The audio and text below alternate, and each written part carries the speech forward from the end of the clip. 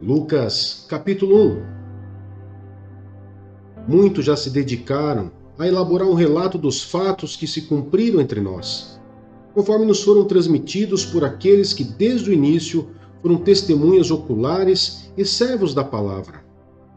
Eu mesmo investiguei tudo cuidadosamente, desde o começo, e decidi escrever-te um relato ordenado, ó excelentíssimo Teófilo, para que tenhas a certeza das coisas que te foram ensinadas.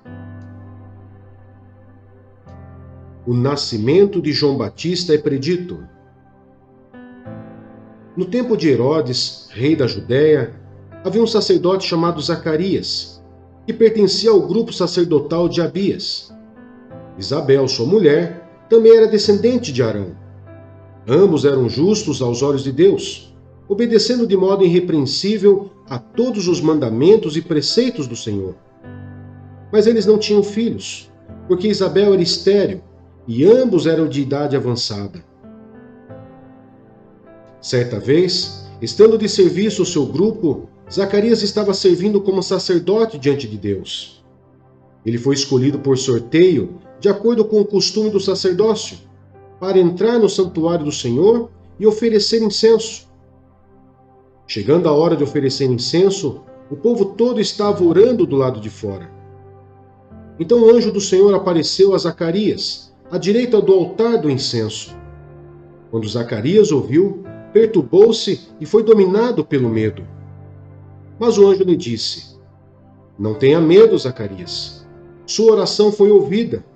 Isabel, sua mulher, lhe dará um filho, e você lhe dará o nome de João. Ele será motivo de prazer e de alegria para você, e muitos se alegrarão por causa do nascimento dele, pois será grande aos olhos do Senhor. Ele nunca tomará vinho, nem bebida fermentada, e será cheio do Espírito Santo desde antes do seu nascimento. Fará retornar muitos dentre o povo de Israel ao Senhor, o seu Deus. E irá diante do Senhor, no espírito e no poder de Elias, para fazer voltar o coração dos pais a seus filhos, e os desobedientes à sabedoria dos justos, para deixar um povo preparado para o Senhor. Zacarias perguntou ao anjo: Como posso ter certeza disso? Sou velho e minha mulher é de idade avançada. O anjo respondeu: Sou Gabriel, o que está sempre na presença de Deus. Fui enviado para lhe transmitir essas boas novas. Agora você ficará mudo. Não poderá falar até o dia em que isso acontecer, porque não acreditou em minhas palavras, que se cumprirão no tempo oportuno. Enquanto isso, o povo esperava por Zacarias, estranhando sua demora no santuário. Quando saiu, não conseguia falar nada. O povo percebeu então que ele tivera uma visão no santuário. Zacarias fazia sinais para eles, mas permanecia mudo. Quando se completou seu período de serviço, ele voltou para casa. Depois disso, Isabel, sua mulher, engravidou e durante 5 meses não saiu de casa. E ela dizia: Isto é obra do Senhor. Agora ele olhou para mim favoravelmente, para desfazer a minha humilhação perante o povo. O nascimento de Jesus é predito. No 6º mês, Deus enviou o anjo Gabriel a Nazaré, cidade da Galiléia, a uma virgem prometida em casamento a certo homem chamado José, descendente de Davi. O nome da virgem era Maria. O anjo, aproximando-se dela, disse: Alegre-se, agraciada. O Senhor está com você. Maria ficou perturbada com essas palavras, pensando no que poderia significar essa saudação. Mas o anjo lhe disse: Não tenha medo, Maria. Você foi agraciada por Deus. Você ficará grávida e dará à luz um filho, e lhe porá o nome de Jesus. Ele será grande e será chamado Filho do Altíssimo. O Senhor Deus lhe dará o trono de seu pai Davi, e ele reinará para sempre sobre o povo de Jacó. Seu reino jamais terá fim. Perguntou Maria ao anjo: Como acontecerá isso se sou virgem? O anjo respondeu: O Espírito Santo virá sobre você, e o poder do Altíssimo a cobrirá com a sua sombra. Assim, aquele que há de nascer será chamado Santo, Filho de Deus. Também Isabel, sua parenta, terá um filho na velhice. Aquela que diziam ser estéril já está em seu 6º mês de gestação, pois nada é impossível para Deus. Respondeu Maria: Sou serva do Senhor, que aconteça comigo conforme a tua palavra. Então o anjo a deixou. Lucas capítulo 1, versos 39 a 80. Maria visita Isabel. Naqueles dias, Maria preparou-se e foi depressa para uma cidade da região montanhosa da Judéia, onde entrou na casa de Zacarias e saudou Isabel. Quando Isabel ouviu a saudação de Maria, o bebê agitou-se em seu ventre, e Isabel ficou cheia do Espírito Santo. Em alta voz exclamou: Bendita é você entre as mulheres, e bendito é o filho que você dará à luz. Mas por que sou tão agraciada, ao ponto de me visitar a mãe do meu Senhor? Logo que a sua saudação chegou aos meus ouvidos, o bebê que está em meu ventre agitou-se de alegria. Feliz é aquela que creu que se cumprirá aquilo que o Senhor lhe disse. O Cântico de Maria.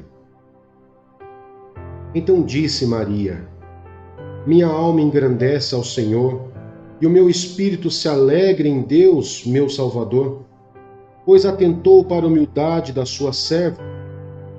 De agora em diante, todas as gerações me chamarão bem-aventurada, pois o Poderoso fez grandes coisas em meu favor. Santo é o seu nome. A sua misericórdia estende-se aos que o temem, de geração em geração. Ele realizou poderosos feitos com seu braço, dispersou os que são soberbos no mais íntimo do coração. Derrubou governantes dos seus tronos, mas exaltou os humildes. Encheu de coisas boas os famintos, mas despediu de mãos vazias os ricos. Ajudou a seu servo Israel, lembrando-se da sua misericórdia para com Abraão e seus descendentes para sempre, como dissera aos nossos antepassados. Maria ficou com Isabel cerca de 3 meses e depois voltou para casa. O nascimento de João Batista. Ao se completar o tempo de Isabel dar à luz, ela teve um filho. Seus vizinhos e parentes ouviram falar da grande misericórdia que o Senhor lhe havia demonstrado e se alegraram com ela. No 8º dia foram circuncidar o menino e queriam dar-lhe o nome do pai, Zacarias. Mas sua mãe tomou a frente e disse: Não, ele será chamado João. Disseram-lhe: Você não tem nenhum parente com esse nome.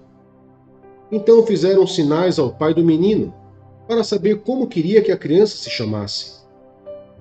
Ele pediu uma tabuinha e, para admiração de todos, escreveu: O nome dele é João. Imediatamente sua boca se abriu, sua língua se soltou e ele começou a falar, louvando a Deus. Todos os vizinhos ficaram cheios de temor, e por toda a região montanhosa da Judéia se falava sobre essas coisas. Todos os que ouviam falar disso se perguntavam: O que vai ser este menino? Pois a mão do Senhor estava com ele. O Cântico de Zacarias. Seu pai Zacarias foi cheio do Espírito Santo e profetizou: Louvado seja o Senhor, o Deus de Israel, porque visitou e redimiu o seu povo. Ele promoveu poderosa salvação para nós na linhagem do seu servo Davi, como falara pelos seus santos profetas na antiguidade, salvando-nos dos nossos inimigos e da mão de todos os que nos odeiam, para mostrar sua misericórdia aos nossos antepassados e lembrar sua santa aliança, o juramento que fez ao nosso pai Abraão, resgatar-nos da mão dos nossos inimigos para o servirmos sem medo, em santidade e justiça diante dele todos os dias. E você, menino, será chamado profeta do Altíssimo, pois irá diante do Senhor para lhe preparar o caminho, para dar a seu povo conhecimento da salvação, mediante o perdão dos seus pecados, por causa das ternas misericórdias de nosso Deus, pelas quais do alto nos visitará o sol nascente, para brilhar sobre aqueles que estão vivendo nas trevas e nas sombras da morte, e guiar nossos pés no caminho da paz. E o menino crescia e se fortalecia em espírito, e viveu no deserto até aparecer publicamente a Israel.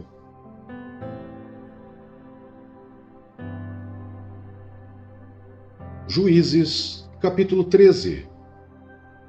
O nascimento de Sansão. Os israelitas voltaram a fazer o que o Senhor reprova, e por isso o Senhor os entregou nas mãos dos filisteus durante 40 anos. Certo homem de Zorá, chamado Manoá, do clã da tribo de Dan, tinha mulher estéril.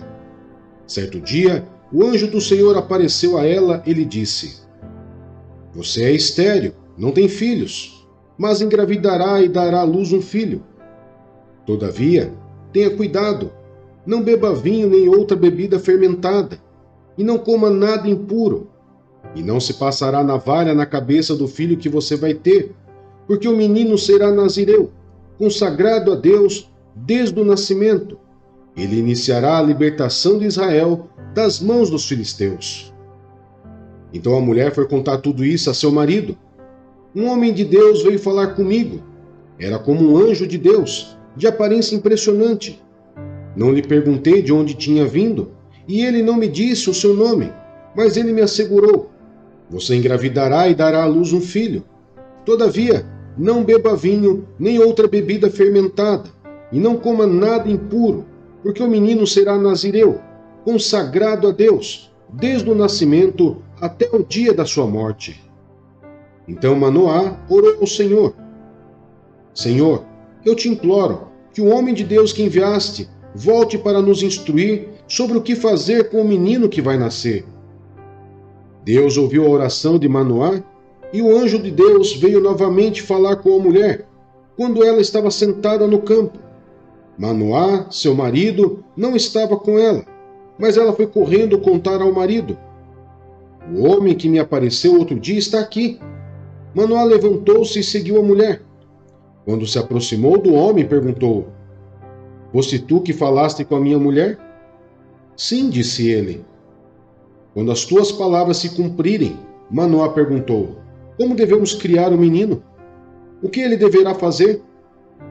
O anjo do Senhor respondeu: Sua mulher terá que seguir tudo o que eu lhe ordenei.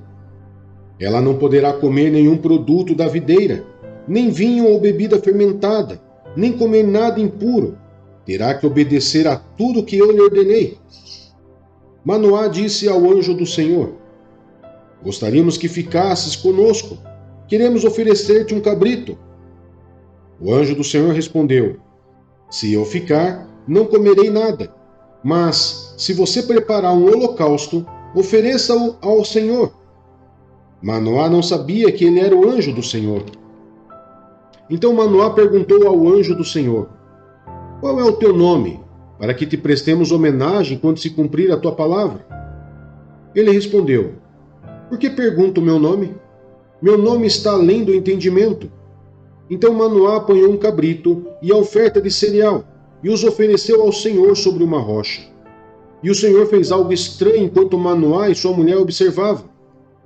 Quando a chama do altar subiu ao céu, o anjo do Senhor subiu na chama. Vendo isso, Manoá e sua mulher prostraram-se com o rosto em terra. Como o anjo do Senhor não voltou a manifestar-se a Manoá e a sua mulher, Manoá percebeu que era o anjo do Senhor. Sem dúvida vamos morrer, disse ele à mulher, pois vimos a Deus. Mas a mulher respondeu: Se o Senhor tivesse a intenção de nos matar, não teria aceitado o holocausto e a oferta de cereal das nossas mãos. Não nos teria mostrado todas essas coisas, e não nos teria revelado o que agora nos revelou. A mulher deu à luz um menino e pôs-lhe o nome de Sansão. Ele cresceu e o Senhor o abençoou. E o Espírito do Senhor começou a agir nele quando ele se achava em Maané-Dan, entre Zorá e Estaol.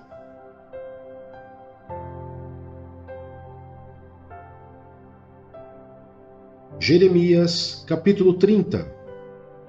A restauração de Israel. Esta é a palavra que veio a Jeremias da parte do Senhor. Assim diz o Senhor, o Deus de Israel: escrevam num livro todas as palavras que eu lhe falei. Certamente vêm os dias, diz o Senhor, em que mudarei a sorte do meu povo, Israel e Judá, e os farei retornar à terra que dei aos seus antepassados. E eles a possuirão, declara o Senhor. Estas são as palavras que o Senhor falou acerca de Israel e de Judá. Assim diz o Senhor: ouvem-se gritos de pânico, de pavor e não de paz. Pergunte e veja: pode um homem dar à luz? Porque vejo então todos os homens com as mãos no estômago, como uma mulher em trabalho de parto? Porque estão pálidos todos os rostos? Como será terrível aquele dia! Sem comparação, será tempo de angústia para Jacó, mas ele será salvo. Naquele dia, declara o Senhor dos Exércitos, quebrarei o jugo que está sobre o pescoço deles e arrebentarei as suas correntes. Não mais serão escravizados pelos estrangeiros. Servirão ao Senhor, ao seu Deus, e a Davi, seu rei, que darei a eles. Por isso, não tema Jacó, meu servo, não fique assustado, ó Israel, declara o Senhor. Eu o salvarei de um lugar distante, e os seus descendentes da terra do seu exílio. Jacó voltará e ficará em paz e em segurança. Ninguém o inquietará. Porque eu estou com você e o salvarei, diz o Senhor. Destruirei completamente todas as nações entre as quais eu dispersei, mas a você não destruirei completamente. Eu disciplinarei, como você merece, não o deixarei impune. Assim diz o Senhor: seu ferimento é grave, sua ferida incurável. Não há quem defenda a sua causa, não há remédio para a sua ferida, que não cicatriza. Todos os seus amantes esqueceram-se de você, eles não se importam com você. Eu o golpeei como faz um inimigo, dei-lhe um castigo cruel, porque é grande a sua iniquidade e numerosos são os seus pecados. Porque você grita por causa do seu ferimento, por sua ferida incurável? Fiz essas coisas a você porque é grande a sua iniquidade, e numerosos são os seus pecados. Mas todos os que a devoram serão devorados, todos os seus adversários irão para o exílio. Aqueles que a saqueiam serão saqueados, e despojarei todos os que a despojam.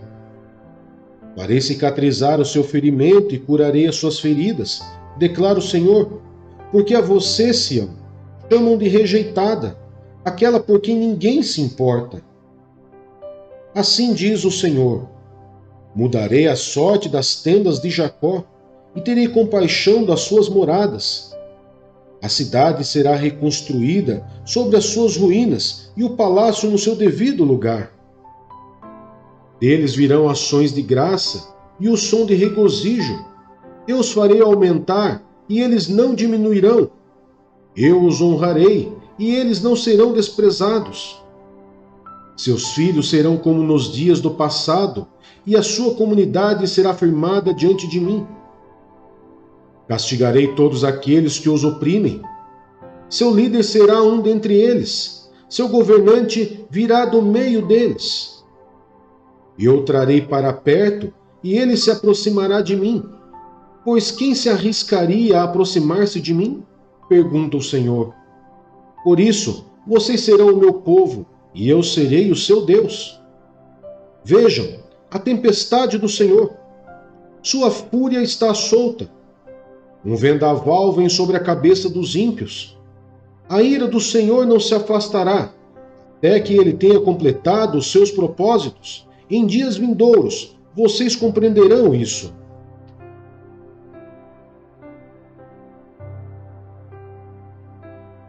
Atos dos Apóstolos, capítulo 19. Paulo em Éfeso. Enquanto Apolo estava em Corinto, Paulo, atravessando as regiões altas, chegou a Éfeso. Ali encontrou alguns discípulos e lhes perguntou: Vocês receberam o Espírito Santo quando creram? Eles responderam: Não, nem sequer ouvimos que existe o Espírito Santo. Então, que batismo vocês receberam? Perguntou Paulo. O batismo de João, responderam eles. Disse Paulo: O batismo de João foi um batismo de arrependimento. Ele dizia ao povo que cresce naquele que viria depois dele, isto é, em Jesus. Ouvindo isso, eles foram batizados no nome do Senhor Jesus. Quando Paulo lhes impôs as mãos, veio sobre eles o Espírito Santo e começaram a falar em línguas e a profetizar. Eram ao todo uns 12 homens. Paulo entrou na sinagoga e ali falou com liberdade durante 3 meses, argumentando convincentemente acerca do reino de Deus. Mas alguns deles se endureceram e se recusaram a crer, e começaram a falar mal do caminho diante da multidão. Paulo então afastou-se deles. Tomando consigo os discípulos, passou a ensinar diariamente na escola de Tirano. Isso continuou por 2 anos, de forma que todos os judeus e os gregos que viviam na província da Ásia ouviram a palavra do Senhor. Deus fazia milagres extraordinários por meio de Paulo, de modo que até os lenços e aventais que Paulo usava eram levados e colocados sobre os enfermos. Esses eram curados de suas doenças e os espíritos malignos saíam deles. Alguns judeus que andavam expulsando espíritos malignos tentaram invocar o nome do Senhor Jesus sobre os endemoniados, dizendo: Em nome de Jesus, quem Paulo prega, eu lhes ordeno que saiam. Os que estavam fazendo isso eram os 7 filhos de Seva, um dos chefes dos sacerdotes dos judeus. Um dia, o espírito maligno lhes respondeu: Jesus eu conheço, Paulo eu sei quem é, mas vocês quem são? Então o endemoniado saltou sobre eles e os dominou, espancando-os com tamanha violência que eles fugiram da casa nus e feridos. Quando isso se tornou conhecido de todos os judeus e gregos que viviam em Éfeso, todos eles foram tomados de temor e o nome do Senhor Jesus era engrandecido. Muitos dos que creram vinham e confessavam e declaravam abertamente suas más obras. Grande número dos que tinham praticado o ocultismo reuniram seus livros e os queimaram publicamente. Calculado o valor total, este chegou a 50.000 dracmas. Dessa maneira, a palavra do Senhor muito se difundia e se fortalecia. Depois dessas coisas, Paulo decidiu no Espírito ir a Jerusalém, passando pela Macedônia e pela Acaia. Ele dizia: Depois de haver estado ali, é necessário também que eu vá visitar Roma. Então, enviou à Macedônia 2 dos seus auxiliares, Timóteo e Erasto, e permaneceu mais um pouco na província da Ásia. O tumulto em Éfeso. Naquele tempo, houve um grande tumulto por causa do caminho. O ourive chamado Demétrio, que fazia miniaturas de prata do templo de Ártemis e que dava muito lucro aos artífices, reuniu-os com os trabalhadores dessa profissão e disse: Senhores, vocês sabem que temos uma boa fonte de lucro nesta atividade? E estão vendo e ouvindo como este indivíduo Paulo está convencendo e desviando grande número de pessoas aqui em Éfeso e em quase toda a província da Ásia. Diz ele que deuses feitos por mãos humanas não são deuses. Não somente há o perigo de nossa profissão perder a sua reputação, mas também de o templo da grande deusa Ártemis cair em descrédito e de a própria deusa, adorada em toda a província da Ásia e em todo o mundo, ser destituída de sua majestade divina. Ao ouvirem isso, eles ficaram furiosos e começaram a gritar: "Grande é a Árteme dos Efésios!" Em pouco tempo, a cidade toda estava em tumulto. O povo foi às pressas para o teatro, arrastando os companheiros de viagem de Paulo, os macedônios Gaio e Aristarco. Paulo queria apresentar-se à multidão, mas os discípulos não o permitiram. Alguns amigos de Paulo, dentre as autoridades da província, chegaram a mandar-lhe um recado, pedindo-lhe que não se arriscasse a ir ao teatro. A assembleia estava em confusão. Uns gritavam uma coisa, outros gritavam outra. A maior parte do povo nem sabia por que estava ali. Alguns da multidão julgaram que Alexandre era a causa do tumulto. Quando os judeus o empurraram para a frente, ele fez sinal pedindo silêncio, com a intenção de fazer sua defesa diante do povo. Mas quando ficaram sabendo que ele era judeu, todos gritaram a uma só voz durante cerca de 2 horas: "Grande é a Árteme dos Efésios!" O escrivão da cidade acalmou a multidão e disse: "Efésios, quem não sabe que a cidade de Éfeso é a guardiã do templo da grande Ártemis e da sua imagem que caiu do céu? Portanto, visto que esses fatos são inegáveis, acalmem-se e não façam nada precipitadamente. Vocês trouxeram estes homens aqui, embora eles não tenham roubado templos nem blasfemado contra nossa deusa. Se Demétrio e seus companheiros de profissão têm alguma queixa contra alguém, os tribunais estão abertos e há procônsules. Eles que apresentem suas queixas ali. Se há mais alguma coisa que vocês desejam apresentar, isso será decidido em assembleia conforme a lei. Da maneira como está, corremos o perigo de sermos acusados de perturbar a ordem pública por causa dos acontecimentos de hoje. Neste caso, não seríamos capazes de justificar este tumulto, visto que não há razão para tal." E tendo dito isto, encerrou a assembleia.